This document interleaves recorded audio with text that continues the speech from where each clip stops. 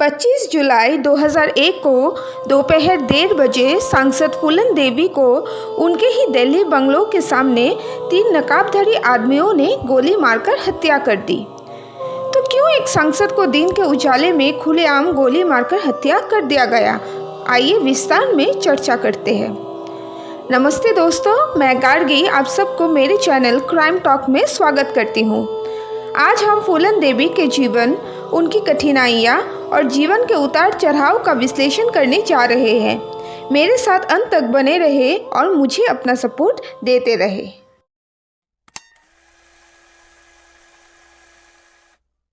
दस अगस्त 1963 को उत्तर प्रदेश के जालौन जिले में फूलन देवी का जन्म हुआ था।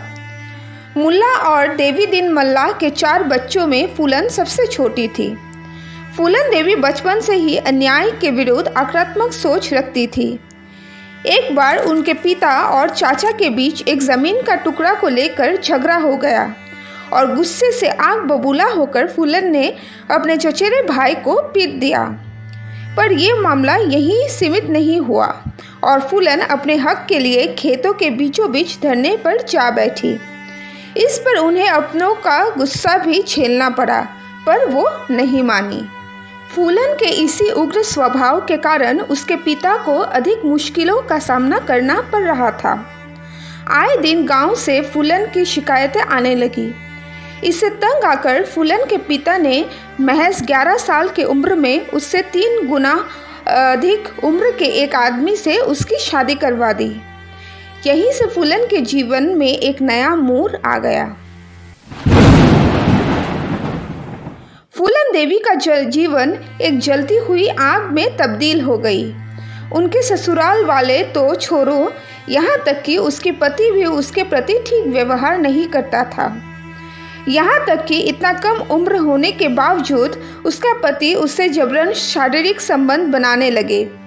इसी के चलते वो कई बार अपने मायके भाग जाती, लेकिन हर बार उसके पिता फूलन को ज़बरदस्ती ससुराल छोड़ जाते। कई बार ऐसा होने के बाद उसके ससुराल ने उसे रखने से मना कर दिया और उसके पति ने एक दूसरी शादी कर ली। अब फूलन देवी ने अपनों का साथ मिलने के उम्मीद से ही अपने मायके में ही रह गई, लेकिन यहाँ भी उसके दुश्मन तो भरे पड़े हुए थे। मौका पाकर फूलन के चचेरे भाई ने झूठे आरोप में उसे जेल भिजवा दिया। वहाँ भी उसे शारीरिक शोषण का दर्द सहना पड़ा। परिस्थितियों से तंग आकर फूलन देवी एक ऐसे रास्ते पर निकल पड़ी जहां से वापस लौटना मुमकिन नहीं था। 20 साल की उम्र में उसे अगवा कर फिर उसका रेप किया गया।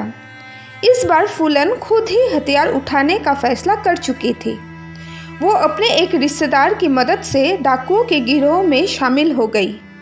डाकुओं के साथ मिलने के बाद फूलन सबसे पहले अपने पति के गांव पहुंची और उसे घर से निकालकर लोगों के सामने ही चाकू मारकर सड़क किनारे छोड़ दिया। और उसने गांव में ये भी ऐलान कर दिया कि कोई भी बूढ़ा किसी जवान लड़की से शादी नहीं करेगा, नहीं तो अंजाम बहुत बुरा होगा। डाकुओं के गिरोह में शामिल होने के बावजूद उसे कई परिस्थितियों का सामना करना पड़ रहा था। गिरोह का सरदार बाबू गुज्जर का भी फूलन देवी पर गंदी नज़र थी।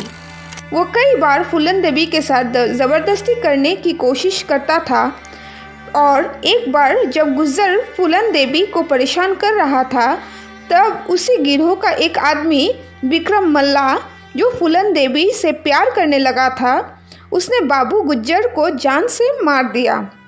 फिर विक्रम मुल्ला ने खुद को गिरोह का सरदार घोषित कर दिया था। इसके कुछ दिनों के बाद गिरोह में फूट पड़ गई।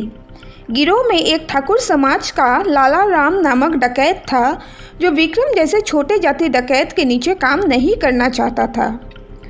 उसने विक्रम मुल्लाह का कत्ल कर फूलन देवी को बहमाई नामक एक गांव में लेकर उसे एक कमरे में भूखे प्यासे बंद कर दिया। इसी गिरोह ने फूलन देवी का 2 हफ्ते तक गैंगरेप भी किया। यहाँ तक ही नहीं, उन लोगों ने फूलन देवी को कपड़े उतार कर सारे गांव में घुमाया। पर फूलन देवी ने हार नहीं मानी और वो इन यातनाओं को सहती रही।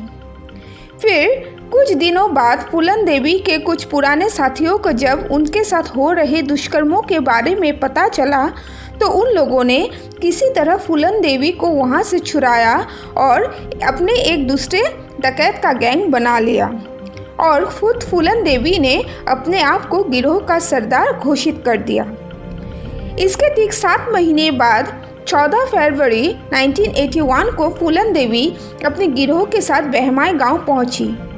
वहां एक शादी में जाकर उसने 21 ठाकुरों को एक लाइन में खड़ा कर सबको गोली से भून दिया। इस घटना के बाद फूलन देवी बैंडिट क्वीन के नाम से मशहूर हो गई। फूलन देवी के ऊपर कई केस चला और कुछ सालों बाद उसने आत्मसमर्पण करने का मन बना लिया। फूलन देवी ने सरकार को कुछ शर्तें रखी और 13 फरवरी 1983 को मध्य प्रदेश के भिंड में आत्मसमर्पण कर दिया। फूलन देवी के ऊपर 22 कत्ल, 30 लूटपाट और 18 अपहरण के मुकदमे 11 साल तक चले। फिर 1994 में मुलायम सिंह के सरकार ने उसके ऊपर लगे सारे मुकदमे हटाकर उसे रिहा कर दिया।